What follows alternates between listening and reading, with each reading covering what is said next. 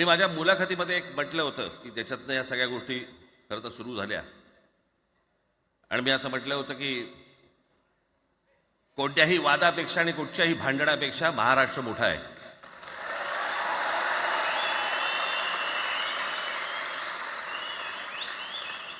आज जवळपास 20 वर्षानंतर मी आणि उद्धव आम्ही एका व्यासपीठावरती आज येतो आहोत.